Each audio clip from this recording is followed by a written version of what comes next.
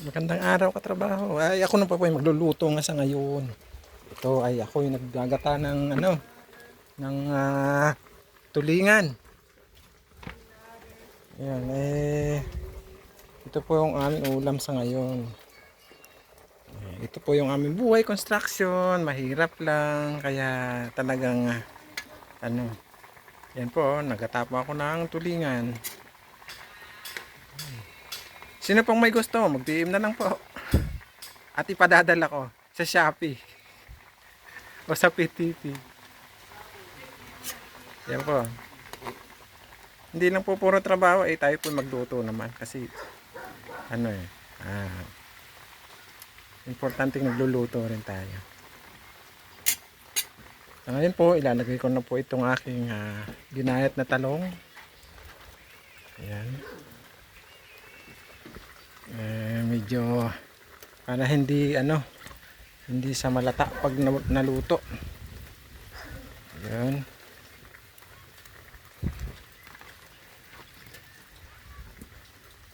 Yan, sino po may gusto, mag-PM lang po.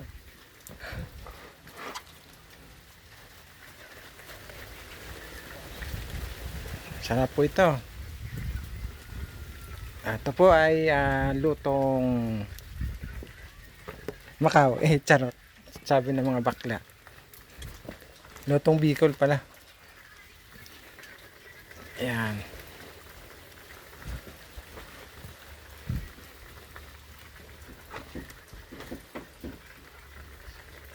Yan. At yan, luluto yan. Ngayon, tatakpan ko lang muna para maluto yung talong. Kailangan galawin kasi madudurog ang ating isda. Yan. Tahan po muna natin kumulo at ito po, kahoy lang aming gatong. Yan, buhay construction. Kahoy lang. Walang kalan.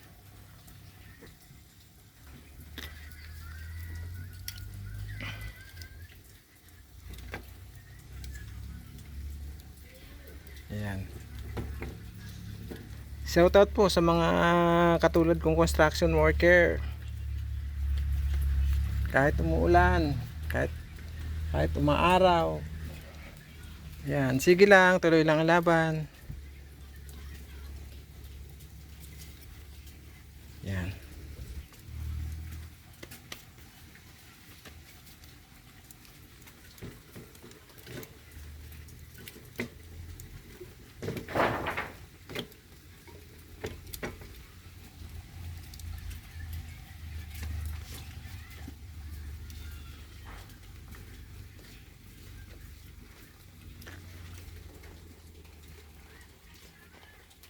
Yan, habang nagtatrabaho, nagluluto. Ito yung aking ginagawa sa ngayon. Maliit lang ito. Ito po ay quarter ng aming caretaker dito. Yan. Yan, maliit lang. Maputik. Ha? Sige, tanggalin mo na yung ating forma. Dandanin mo lang para hindi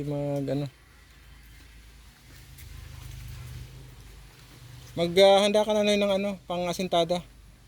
Asintadahan natin yan. Nakaw lang kasi umuulan eh. Yan. Ha? Oh. May graba ba 'yon? Oh, sige. Sige.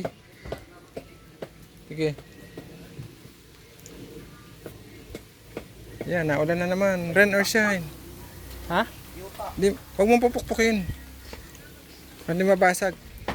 Ito po yung aming site. Ito po yung aming barak. So, kalat eh.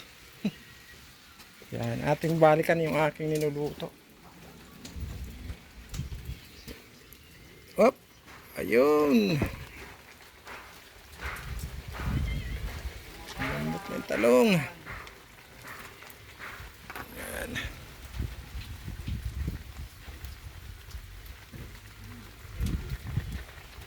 Yan. Ginataang tulingan.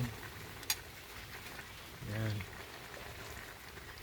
konti pa. At medyo ilaw pa yung talong bago natin nilalagay yung pinaka unang gata.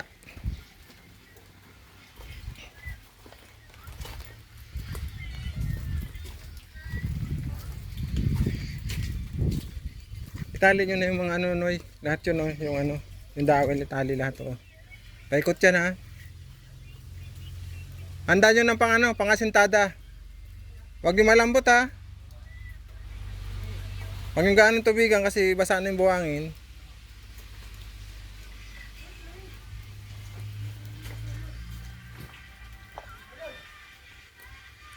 Dito nagtatali nung ano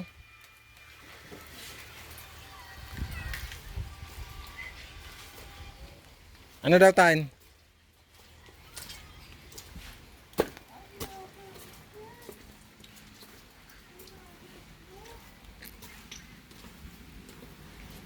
Tagal maluto. Ito, makalat yung aming gawa. Ito na yung aming ginawa. Ayan. Eh yung unang mga sinisend kong video, ayan na siya. Ayan, naulan po kaya hindi makalabas-labas eh. Dito po, tingnan natin dito sa dito sa harapan. Ito yung harapan. Ayan maraming kahoy kaya hindi gaano makita yung yan, tapos na po yan. At amin pong ginagawa ngayon ay yung sa may pool. Ayan, sa may swimming pool meron pavilion. Ayan, ulan. Ayan, ito na yun. Ito yung aking binibidyohan dati. Yari na yan. Yan, buo na siya yung aking masterpiece. Ayan. Ayan yung ginagawa namin. Ayan, hindi na akong lalapit kasi maputik. Nakabutang ako. Ayan, maputik. Kasi nililiaut namin yung isang portion doon kasi mayroon din doon ginagawa.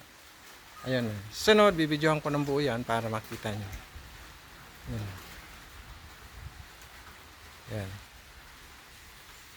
Oh, yan po.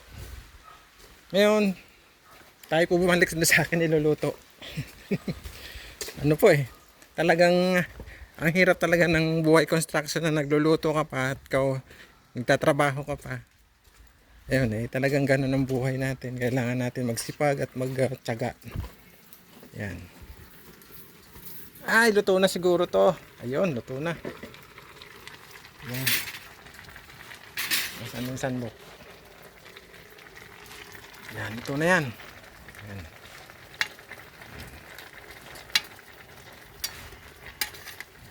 Ito na nang ilalagay yung ating gata na yung unang gata. Ito na yan.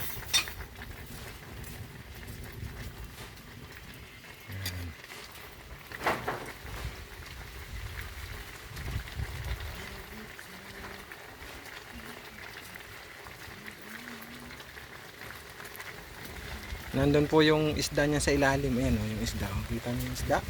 Malaki. Kaya lang tinabunan ko ng talong kasi madudurog eh. Pagka yan ang ginalaw ko pa.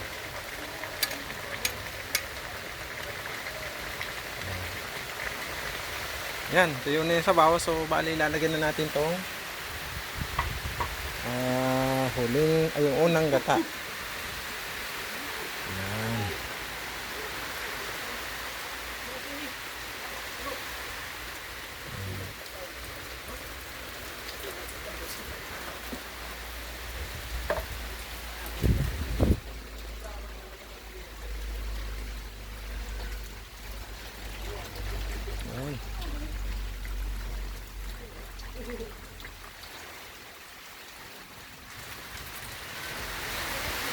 Shoutout po sa lahat ng aking mga katrabaho. Doon po sa aking mga followers. Share nyo po itong video na to. At sana po magustuhan nyo rin itong aking niluluto. Masarap po yan. Nakulo-kulo na. Yan. Sarap po yan. Yan. Nasa ayun yung isda. Yan. Nasa ilalim. Ayan.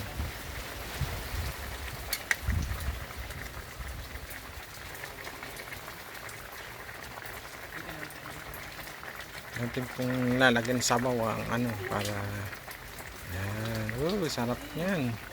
May skoma na. Ayan na. Yan.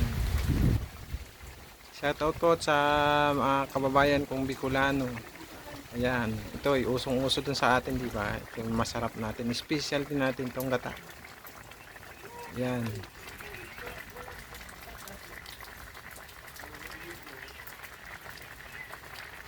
Yan. May mga sili pang kasama yan sa ilalim. Kasi masarap pag medyo maanghang. Lalo ganitong naulan-ulan. Sarap-sarap nun. Yun. Yan. Una po yan. Akin na pong titimplahan.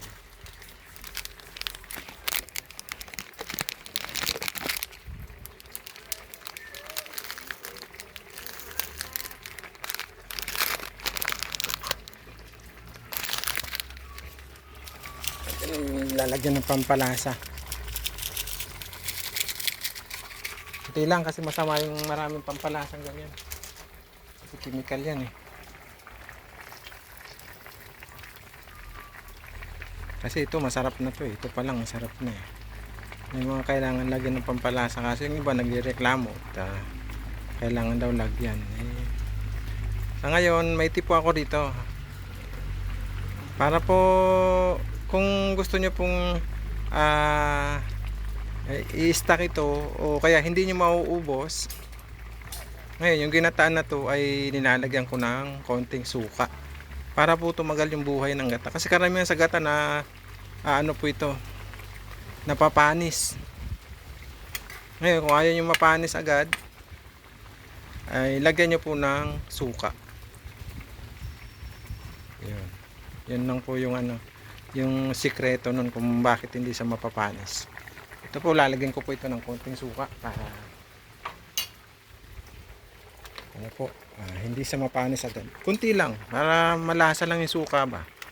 Yan, lagyan natin ng suka. Para magbi-blend din ng lasa niyan doon sa gata eh.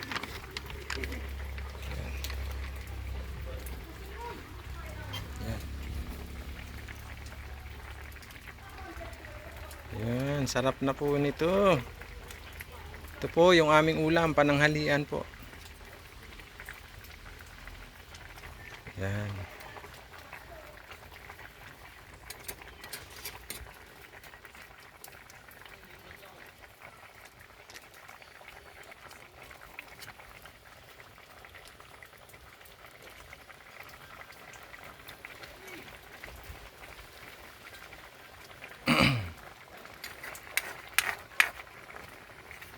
Atin na pong titikman. Ayan na.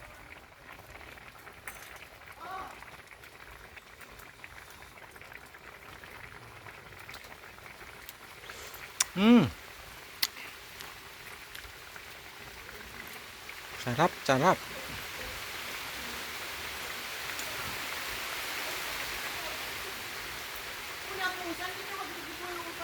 Yan, luto na po yan. At kakain na lang, kakain. Pero mamaya ng konti, wala pang break time. Yan, yan. Maraming salamat po sa panonood. God bless po sa ating lahat at ingat po tayo.